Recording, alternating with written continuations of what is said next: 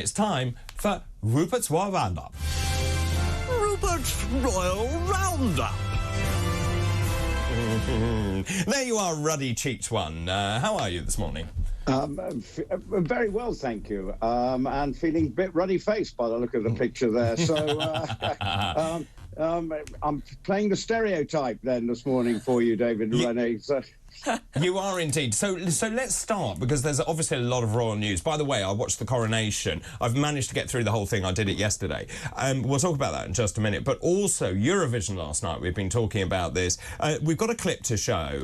The opening of Eurovision last night, someone rather stole the limelight. Well, obviously, that's the Princess of Wales playing the piano. She's done this before. Remember at a carol concert, not whether it was last year or the year before, playing the piano. But the royal family are getting, since the Queen and obviously Paddington Bear, it's now becoming, not saying it's something they seem to be doing now, that they will appear at big occasions and there will be a little cameo here or there. And that was what we saw last night, a little cameo from the Princess of Wales playing the piano, which obviously she's, it's quite a brave thing to be doing, as we saw in that carol service, playing in public. But there we saw it, a way of giving some royal relevance to last night's outrageous show in Liverpool, won by Sweden, so I'm told. And unfortunately, don't spoil it. Some people haven't seen it.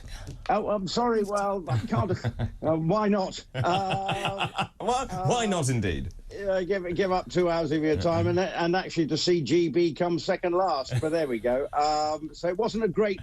We didn't fly the flag from a musical point of view last night, but clearly Kate doing that, and I suppose that's all part of the game of trying to make the royal family feel that they can be important, and that's what we saw last night. And the important thing from the royal family perspective is they've got to seem relevant to a younger audience, and obviously the Eurovision is clearly targeting. I'm not sure whether I'm completely the demographic for the Eurovision Song Contest, but clearly last night was a big party town in Liverpool last night and all over the country, and bringing the royal family into it, I suppose, just gives them a bit more relevance. I mean, it's a brilliant PR move, if you ask me. And of course, we talked yesterday about whether Zelensky would be allowed to speak, and now we understand why, because of course he couldn't be allowed to give a political speech when he got a member of the royal family there. I mean, I do think it's incredible, and actually just watching the coronation back in all its glory, and I had to keep stopping and looking at things again, because obviously when I did Coronation Breakfast, I genned up on exactly what would happen and basically the methodology behind it and everything. I was very struck by a number of things. One, it was pared down considerably. It was 2 hours long, not whatever 3 I think that the late Queen had. But also, obviously, they banned tiaras and all the rest of it. Now, William, I understand, is thinking about how the Coronation Service should be further modernised. So weird that I should hear that, given that I was thinking exactly that watching it. Well, I think he knows that it's definitely the rituals aren't, and he's thinking, is that sort of thing relevant for a modern monarchy? And how do you evolve? Now, it is the Coronation Service, in a way, you can trace it back to 900 AD. So so what he's looking at is how it evolves. And one of William's challenges, and indeed the King's, is to continue to make them feel that the institution is relevant to young people in this country.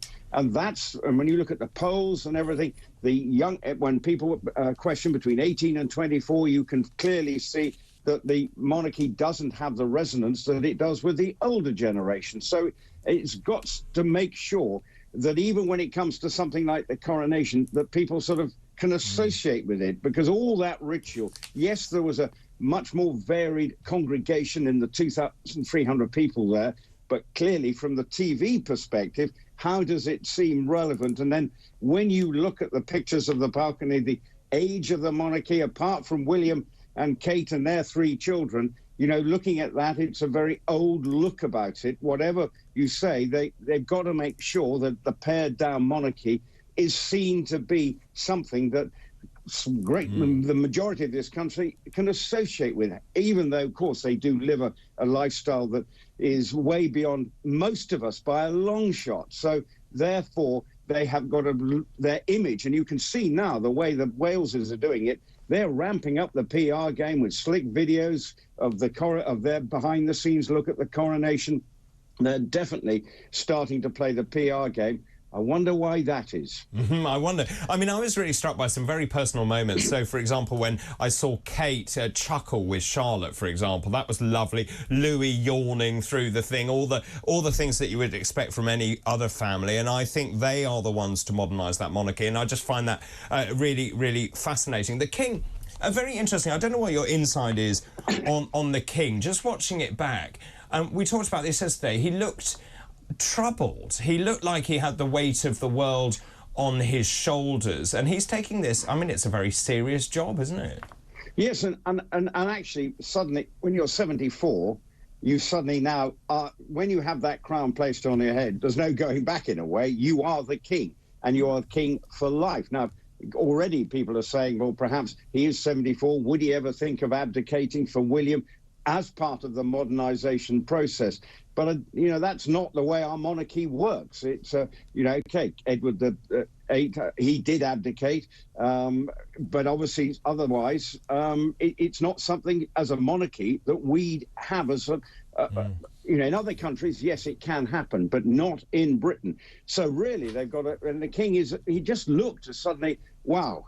You know, and suddenly began the realization that this is, you know, he has to change. He has to look, and you could see the sense of, you know, it was weighing heavy on him. And that responsibility he has to take forward, because clearly people say, will he suddenly start putting his foot in his mouth with some sort of overtly political statements, maybe on the environment or other issues? So he's got to be very mindful. And that was probably one of the things we're going through. And also having that crown on your head is not easy. To walk with one of those on your head, that's another reason why he's probably thinking this is pretty uncomfortable, and he's concentrating extremely hard to make sure it doesn't end up on the ground. Yeah, I mean, one of the other things that struck me was the flags of the Commonwealth Realms, and the Commonwealth Realms marching or processing into the Abbey as well. And I believe the King, again, is very keen to strengthen Commonwealth ties, particularly, I mean, and I was very struck that he wasn't just the head of state of the United Kingdom, but of course head of state of those Commonwealth realms as well.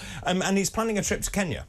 Well, haven't got the exact details, but what I think it shows, even if it's maybe at the end of the year having a state visit to Kenya, and obviously, remember, his mother was there when her father died, so Kenya has poignant family memories. But the important thing is here, Britain in the post-Brexit era have to be uniting the Commonwealth, because clearly the geopolitical forces are at play with Russia, China, all sort of trying to exert influence over great swathes of the world, indeed, as we are. But the Commonwealth is one way that Britain can try and shore up their relevance. And going to somewhere like Kenya is a starting point, and you can see what he was doing. The King is not saying that countries who have him as a head of state, you can go do your own thing, just like Barbados, as we've heard Jamaica talking about it, and other countries.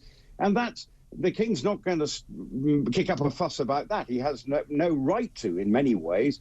But what, as a country, and this is where the monarchy has a relevance, is what goes on behind the scenes. So when you have a state visit, what you are having is all the political stuff going on behind that ensures Britain has a strong relationship with those countries going forward, whether it be for export, just generally trying to have an influence and maybe stop places like China starting to dominate. So it's a very important role. So that's why he was trying to go to France, that didn't happen, went to Germany, but I can easily see him going to an African country or another country where Britain have very strong ties to ensure the relevance not only of the monarchy, but Britain on a global stage as well. The dawn of a new Carolean era. Rupert, thank you very much indeed, as ever.